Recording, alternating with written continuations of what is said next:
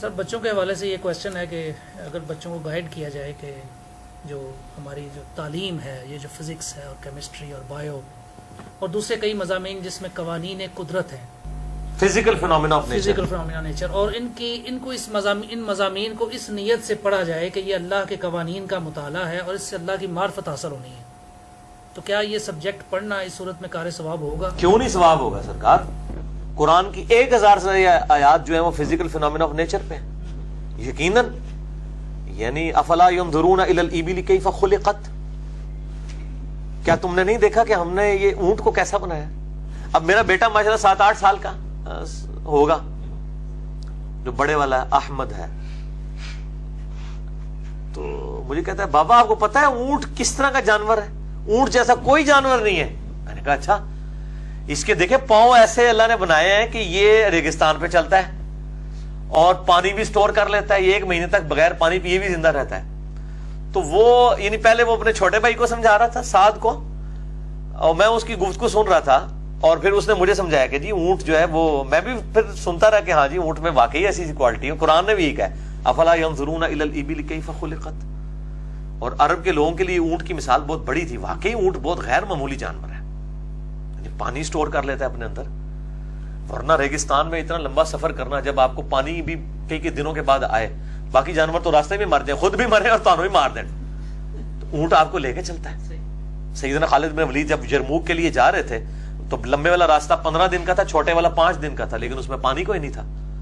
تو پھر وہ بندے نے مشورہ کیا جی آپ اونٹ رکھیں، اور اونٹ زیادہ سے رکھیں، اونٹ جو ہے وہ پانی ظاہر سٹور کر لیتے ہیں، ہم اونٹوں کو ذبح کریں گے اور اونٹوں کے اندر سے جو پانی نکلے گا وہ اونٹوں کو پلائیں گے، اور جو اونٹوں کی پشت پہ لادا ہوا ہوگا وہ ہم استعمال کریں گے. عمر سیریز کے اندر وہ بھی فلمایا گیا، اور اس طریقے سے وہ جناب وہاں پہ پہنچ گئے. ورنہ تو مطلب مسلمانوں کے لیے وہ تو جو کیسر روم ہے وہ پریشان ہو گیا کہ یہ کہاں سے آ گئے. تو وہ اس طرح کے مطلب تو بالکل فزکس کی باقی تعلیمات جو ہیں وہ ضرور، قرآن چونکہ اس سے ڈیل کرتا ہے نا فزیکل فینومینا آف نیچر کو، اسی کو کہا گیا فَبِأَيِّ آلَاءِ رَبِّكُمَا تُكَذِّبَانِ، التذکیر بِآلاء اللہ، تم اپنے رب کی ان قدرت کی بڑی بڑی نشانیاں کو کیسے جھٹلاؤ گے. یہ نعمتوں والا ترجمہ تو مطلب صحیح مودودی صاحب نے صحیح ترجمہ کیا ہے، کیونکہ وہ دوزخ کی آیات کے بعد بھی فَبِأَيِّ آلَاء آتا ہے. تم اپنی رب کی قدرت کی ان بڑی بڑی کون سی بڑی بڑی جو نشانیاں جو ہیں ان میں، ان کو کیسے جھٹلا سکتے ہو؟ اے جن و انس کے گروہ، کس کس نشانی کو جھٹلاؤ گے؟ سر اسی طرح کچھ باتیں ہمارے جسم سے متعلقہ ہیں جو کہ اندر کا تو اندر تو ظاہر ہمیں نظر نہیں آ رہا، لیکن کچھ چیزیں جو بہت کامن ہیں ان کے حوالے سے بھی بچوں کو اگر اس گائیڈ کیا جائے کہ یہ چیزیں اگر ہمارے اتنی معمولی چیزیں اگر اللہ تعالیٰ گائیڈ کرنا چاہیے، لیکن اس میں یہ دیکھیں کہ جو ایز فار ایز یعنی جو تعلیم ہے سیکس کی، جی اس کو تو بس اسی ایج میں ہی جا کے ایجوکیٹ کیا جائے، اس کے علاوہ جو چیزیں وہ ایجوکیٹ کی جا سکتی. جیسے سر ناک کا فلٹر ہے، یہ بھی ایک ناک میں جو مواد بنتا ہے، اور پھر کان کا جو چیز ہے، اور پھر جو جسم سے فضلات خارج ہوتے ہیں، یہ ایک اللہ تعالیٰ کی بہت بڑی ایک نعمت ہے یہ چیز. تو اس حوالے سے اگر بات کی جائے تو بچوں کو کانسیپٹ جو ہے وہ اللہ تعالیٰ کی یہی تذکیر بآلاء اللہ نا، اسی کے ذریعے ہے. اللہ نے قرآن میں انہی چیز کو نشانی بنایا. اللہ تعالیٰ کہتا ہے اپنی جان میں غور کرو، سورہ الذاریات کے اندر زمین و اسمان میں غور کرو. اور میں نے اس پہ لیکچر بھی دیا ہے، ہو از اللہ، اللہ کون ہے، مسئلہ نمبر 60. اور ایک اور لیکچر ہے مسئلہ 83B، ہو کریٹڈ گاڈ، ٹھیک ہے. اور 83C ہے ایگزسٹنس آف گاڈ. تو ظاہر خدا ہی اس کائنات کی سب سے بڑی حقیقت ہے. God is the only explanation of all the physical phenomena in this universe. بلکہ خدا ہی کا ذکر ہونا چاہیے، کسی کا ذکر خدا کی نسبت کے بغیر ہونا ہی نہیں چاہیے، چاہے آپ اپنا بھی ذکر کر رہے ہیں. ٹھیک ہے، میں تو اپنے بھائیوں کو اکثر کہتا ہوں کہ میں جب ٹوائلٹ میں جاتا ہوں نا، میں حیران ہو جاتا ہوں کہ یہ اللہ تعالیٰ نے کیسا معاملہ کیا ہے. یہ تو جن لوگوں کے گردے پھیر ہو چکے ہیں ان سے پوچھیں کہ یعنی ایک ڈائلیسس کی قیمت 5 سے 6 ہزار روپے، اور آپ کے گردے 25 ڈائلیسس روزانہ کرتے ہیں. یہ 25 ڈائلیسس آپ کو مارکیٹ سے کروانے پڑ جائیں، 1.25 لاکھ روپے کا کام ہے. اور جو تکلیف ہے وہ اللہ 4 گھنٹے کے لیے جا کے مشین کے اوپر چڑھنا اور پیسے اللہ سے دینا، اور آپ بے فکری کے ساتھ یہ کام کر رہے ہیں. اس طرح دل روزانہ جو ہے وہ 1 لاکھ دفعہ دھڑکتا ہے، آنکھیں 12,000 دفعہ جھپکتی ہیں، پھیپڑے 23,000 دفعہ سانس اندر کرتے ہیں، 1 دفعہ باہر کرتے ہیں. یہ ساری کیلکولیشن آپ کریں تو بندہ پریشان ہو جاتا ہے. تو ہر چیز کے پیچھے خدا ہے. تو اسی لیے وہ ظاہر بھی ہے اور باطن بھی ہے. ظاہر اتنا ہے کہ خدا سے زیادہ ظاہر کوئی چیز نہیں ہے, اور باطن اتنا ہے کہ اس سے زیادہ کوئی پوشیدہ چیز نہیں ہے. اپنی قدرتوں سے تو ظاہر ہے نا جی. درخت کو دیکھیں تو آپ خدا ظاہر ہے, کسی دنیا کی کسی چیز کو بھی دیکھیں. میں تو اب جب جانوروں کو دیکھیں, نیشنل جغرافی پہ آپ جانوروں کو دیکھیں تو مجھے تو لگ رہا تھا گویا میں خدا کو دیکھ رہا ہوں, اس کی قدرتوں کے ذریعے پہچان رہا ہوں. ٹھیک ہے, یہ قدرتی ہیں کس طریقے سے, یعنی کمپیٹیبلٹی کر دی ہوئی ہے کس طریقے سے, یعنی فوڈ سائیکل, ایک فوڈ سرکل بنایا ہوا ہے. یعنی شیروں کے لیے علیحدہ خوراک ہے, زیبروں کی, بھینسوں کی, ان کے لیے گھاس اگا دی ہوئی ہے. پھر اس طریقے سے پوری چین بنتی ہے. یہ انسان تو حساب کتاب رکھ ہی نہیں سکتا. تو یہ ساری چیزیں خدا کی شناخت کے لیے. انسان کے پاس اللہ تعالی کی دی ہوئی نعمتوں میں سے سب سے بڑی نعمت, سب سے بڑی نعمت, سب سے بڑی نعمت انسان کی عقل ہے, انٹلیکٹ. اور میں نے پہلے بھی کئی دفعہ بتایا کہ اب جدید میڈیکل سائنس اس بات کی تصدیق کر چکی ہے کہ دماغ بھی سوچتا ہے اور دل بھی سوچتا ہے, لہذا دونوں چیزوں کو آپ ملا کر عقل کہہ لیں. حتیٰ کہ سب سے بڑا حق یعنی اللہ اور اس کے رسولوں پر ایمان لانا عز وجل و علیہم الصلاۃ والسلام, یہ بھی اسی عقل کی بدولت ممکن ہے. اسی لیے اللہ تعالیٰ نے تورات اور انجیل کے اندر یعنی اولڈ ٹیسٹمنٹ اور نیو ٹیسٹمنٹ میں بھی, اور اس فائنل ٹیسٹمنٹ یعنی قرآن حکیم کے اندر بھی وہی 10 کمانڈمنٹس ارشاد فرمائی ہیں جو تورات اور انجیل کے اندر موجود تھیں. اور قرآنک ورژن ان کا سورہ بنی اسرائیل کی آیت نمبر 22 سے لے کر 39 تک ہے, 17 آیات میں. اور اس میں جو 9th کمانڈ آئی ہے سورہ بنی اسرائیل آیت نمبر 36, بسم اللہ الرحمن الرحیم, وَلَا تَقْفُ مَا لَيْسَ لَكَ بِهِ عِلْمٍ إِنَّ السَّمْعَ وَالْبَصَرَ وَالْفُؤَادَ كُلُّ أُولَٰئِكَ كَانَ عَنْهُ مَسْئُولًا. اے انسان, کسی چیز کی پیروی اس وقت تک مت کر جب تک کہ تجھے اس چیز کے بارے میں ڈیفینیٹ علم حاصل نہ ہو جائے. بے شک کان, آنکھیں اور عقل, اپروپریٹ ٹرانسلیشن فواد کی ہے عقل. فعید کہتے ہیں عربی میں بھجیا کو, فائدے والی چیز کو, ایکسٹریکٹ کی گئی چیز. ان 3 اعضاء کے بارے میں تجھ سے پوچھا جائے گا کہ تو نے ان 3 اعضاء کو استعمال کر کے حق بات حاصل کرنے کی کوشش کیوں نہیں کی. اسی طریقے سے سورہ الزمر کی آیت نمبر 9 کے اندر اللہ تعالیٰ نے ارشاد فرمایا, بسم اللہ الرحمن الرحیم, قل هل يستوي الذين يعلمون والذين لا يعلمون انما يتذكر اولو الالباب. اے محبوب صلی اللہ علیہ وسلم فرما دیجئے کہ علم والے اور بغیر علم والے برابر نہیں ہو سکتے, اور نصیحت تو قبول نہیں کرتے مگر عقل والے, اولو الالباب. اور اس کے برعکس جو لوگ اپنی عقل کو استعمال نہیں کرتے, اپنے کانوں کو استعمال نہیں کرتے, اپنی آنکھوں کو استعمال نہیں کرتے, اللہ تعالیٰ نے ان کے ایک ایک عضو کا ذکر کر کے آخر میں گاڑا فتویٰ لگایا ہے. جو لوگ کان استعمال نہیں کرتے, آنکھیں استعمال نہیں کرتے, عقل استعمال نہیں کرتے, سورۃ الاعراف کی آیت نمبر 179 میں اللہ تعالیٰ نے ان پر گاڑا فتویٰ لگایا, اولئک کالانعام بل ہم اضل. یہ لوگ تو جانوروں کی مانند ہیں مگر بلکہ اس سے بھی بڑھ کر, اولئک کالانعام بل ہم اضل. یہ لوگ جانوروں کی مانند ہیں بلکہ اس سے بھی بڑھ کر. والعیاذ باللہ. تو بھائیو, قرآن حکیم نے توہمات کو ریجیکٹ کر کے ڈیفینیٹ علم کے اوپر عقائد اور نظریات رکھنے کی ترغیب دلائی. حتیٰ کہ اس کا کلائمیکس ہے سورۃ الملک کی آیت نمبر 10, وَقَالُوا لَوْ كُنَّا نَسْمَعُ وَنَعْقِلُ مَا كُنَّا فِي أَصْحَابِ السَّعِيرِ. دوزخی جب دوزخ میں پہنچیں گے تو کہیں گے کاش ہم نے دنیا میں عقل استعمال کی ہوتی اور کانوں سے بات غور سے سن لی ہوتی تو آج ہم دوزخ میں نہ ہوتے. اور اس پر اللہ تعالیٰ کا ڈیوائن اوپینین آئے گا, فَاعْتَرَفُوا بِذَنبِهِمْ فَسُحْقًا لِأَصْحَابِ السَّعِيرِ.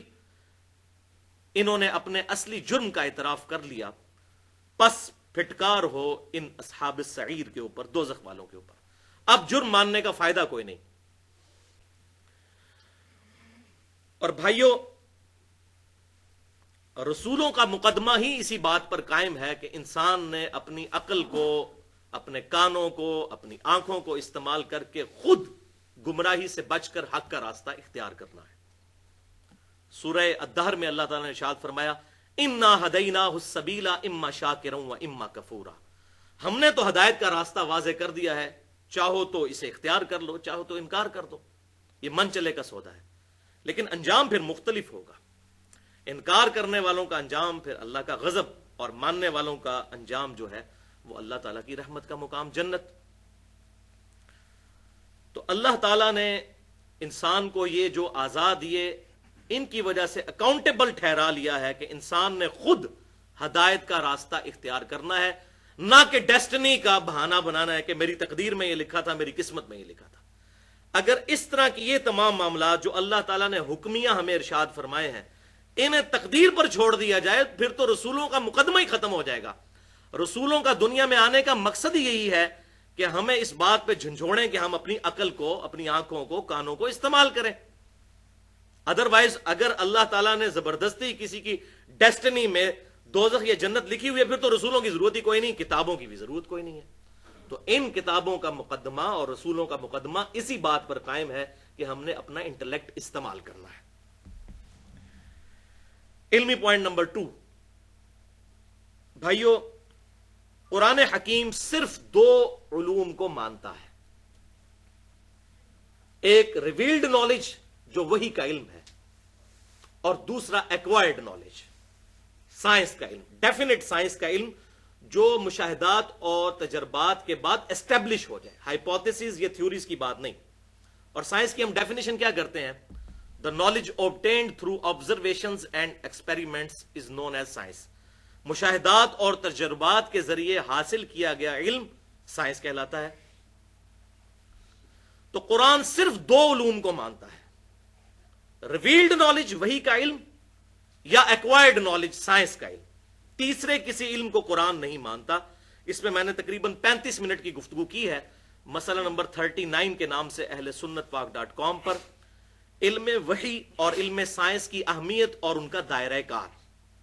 آج محل نہیں کہ میں اس کی ڈیٹیل میں جاؤں، بس مختصراً یہ بات عرض کر دوں کہ بھائیوں، ہم نے مشاہدات اور تجربات کے ذریعے یہ بات ڈیفینیٹلی علم کے ساتھ حاصل کی ہے کہ پیٹرول جو ہے یہ آگ کو بھڑکا دیتا ہے۔ اب یہ پیٹرول کی جو کوالٹی ہے یہ بالکل اسی طریقے سے ڈیفینیٹ ہے جس طرح کے کتاب و سنت کا علم ڈیفینیٹ ہے، کیونکہ یہ اللہ تبارک و تعالیٰ کا فزیکل فینومینا آف نیچر ہے۔ اللہ تعالیٰ اس کا پابند نہیں ہے، لیکن جو اللہ نے قوانین بنائے وہ تو بڑے محکم ہے۔ پوری سائنس کی بنیاد ہی ان محکم قوانین کے اوپر ہے۔ اگر یہ قوانین روزانہ ٹوٹنے شروع ہو جائیں تو کوئی بھی سائنٹیفک ڈسکوریز کی بنیاد کے اوپر ہم کوئی بھی چیز، کوئی مشین نہیں بنا سکتے۔ اگر فرکشن ختم ہو جائے تو ہماری گاڑیاں جو ہے روڈ پہ نہیں چل سکتی۔ تو یہ ڈیفینیٹ محکم لا ہے۔ آگ ایک ہی دفعہ ٹھنڈی ہوئی ہے ابراہیم علیہ السلام کے لیے، روزانہ تو نہیں ٹھنڈی ہوتی، اور سمندر بھی ایک دفعہ ہی پھٹا ہے موسیٰ علیہ السلام کے لیے، روزانہ تو پھٹتا ہی نہیں ہے، ورنہ تو یہ سارے کے سارے معاملات چل نہیں سکتے۔ تو یہ اللہ تعالیٰ کے بڑے مضبوط اور محکم قوانین ہیں، اور اتنے محکم قوانین ہیں کہ اللہ تبارک و تعالیٰ کے پیغمبر سیدنا ابراہیم علیہ السلام نے اس کافر بادشاہ کے دربار میں اللہ تعالیٰ کی وحدانیت کی جو دلیل پیش کی تھی سورۃ البقرہ کی آیت نمبر 258 میں، وہ ایک فزیکل فینومینا آف نیچر تھا کہ میرا رب وہ ہے جو مشرق سے سورج کو نکالتا ہے، اگر تو رب ہونے کا دعویٰ کرتا ہے تو مغرب سے نکال کے بتا۔ یہ ڈیفینیٹ لا ہے، فزیکل فینومینا آف نیچر۔ اللہ تعالیٰ اس کا پابند نہیں، لیکن اس نے قانون تو بنایا، تو اس پر وہ کافر خاموش ہو گیا۔ میرا رب وہ ہے جو مشرق سے سورج نکالتا ہے، یہ ود رسپیکٹ ٹو زمین ہے۔ بعض کفار اس کے اوپر بھی اعتراض کرتے ہیں جی سورج تو نکلتا ہی کوئی نہیں ہے، تو ود رسپیکٹ ٹو زمین۔ تو بھائیوں، یہی کفار جب اپنی اخبار کے اوپر روزانہ ٹائمنگ دیتے ہیں تو کیا دیتے ہیں؟ سن رائز اور سن سیٹ۔ تو اس وقت اگر ہم ان کا مذاق اڑانا شروع کرتے ہیں کہ بھائی سن تو رائز کرتا ہی نہیں، نہ سیٹ ہوتا ہے، تو کہیں گے نہیں نہیں یہ تو زمین کے ریفرنس ہے۔ تو بھائی یہ بھی زمین کے ریفرنس سے بات ہو رہی ہے، ریلیٹو ٹو زمین، ورنہ سورج تو غروب ہوتا ہی نہیں ہے، وہ تو زمین کی جو گردش ہے اس کی وجہ سے سارے معاملات چلتے ہیں۔ وہ مسئلہ نمبر 60 جو ہے ہو از اللہ، ان میں نے ڈیٹیل سے بتایا اس لیکچر کے اندر۔ बहरहाल जो ऐसी बात हो जिस पे दोनों उलूम मुत्तफिक हो जाएं, रिवील्ड नॉलेज भी और एक्वायर्ड नॉलेज भी, तो वो नूरन अला नूर है। इसके बरक्स जो शय रिवील्ड नॉलेज से भी साबित ना हो और एक्वायर्ड नॉलेज से भी साबित ना हो, तो कुरान उसको हक नहीं मानता, इस्लाम उसको हक नहीं मानता। मिसाल के तौर पर हमारे पड़ोसी मुल्क के अंदर तकरीबन 90 करोड़ हिंदुओं का यह अकीदा है कि जलजला इसलिए आता है कि एक गाय है, उसने एक सींग के ऊपर जमीन को उठा रखा है, जब वो थक जाती है तो दूसरे सींग पे उठाती है, तो बस इसी के हिलने की वजह से जलजला आता है। अब इसकी दलील ना तो रिवील्ड नॉलेज में मौजूद है और ना एक्वायर्ड नॉलेज में। हां, हमें एक्वायर्ड नॉलेज में जियोलॉजी की फील्ड के लोग, जियोलॉजिस्ट बताते हैं कि टेक्टोनिक प्लेट्स के डिस्टर्बेंस की वजह से जलजले आते हैं। अच्छा, अब उन प्लेट्स को डिस्टर्ब कौन करता है? इसका जवाब फिर साइंस नहीं देगी, इसका जवाब रिवील्ड नॉलेज से होगा। ये सारी की सारी चीजें एक supreme being, super natural agency या सुप्रीम अथॉरिटी ने कंट्रोल की हुई है, टाइनीस्ट डिटेल तक। वो तो बस फिजिकल फिनोमेना ऑफ नेचर को सिर्फ डिस्कवर करते हैं कि ऐसा होता है इस वजह से। अच्छा जी, मद्दो जजर आता है समुद्र में कशिश सकल की वजह से, ग्रेविटेशनल फोर्स ऑफ मून की वजह से समुद्र में मौजें उड़ती हैं। अच्छा, तो ये फोर्स कहां से आई, क्यों मौजूद है मादे के अंदर? इसके ऊपर फिर साइंस खामोश है। वो कहते हैं ये फिजिकल फिनोमेना ऑफ नेचर है, बस दैट्स ऑल, इससे आगे नहीं। इसी तरीके से यह अकीदा रखना कि काली बिल्ली रास्ता काट जाएगी तो यह नहुसत की निशानी है, तो इसको ना रिवील्ड नॉलेज सपोर्ट करता है ना एक्वायर्ड नॉलेज सपोर्ट करता है, यह एक्सेप्टेबल बात नहीं होगी। इसी तरीके से घर की मुंडेर पर कव्वे का बोलना मेहमानों की आने की पेशन गोई है, इसको ना रिवील्ड नॉलेज सपोर्ट करता है ना ही एक्वायर्ड नॉलेज। तो हकीकत बात यह है कि भाइयों, फिर इस तरह की चीजें जब किसी रिलीजन में दाखिल हो जाएं दीन के नाम के ऊपर, तो फिर ये चीजें लोगों को दीन से ही मुतनफर करवाएंगी। वो कहेंगे ये क्या इलॉजिकल बातें करते हैं।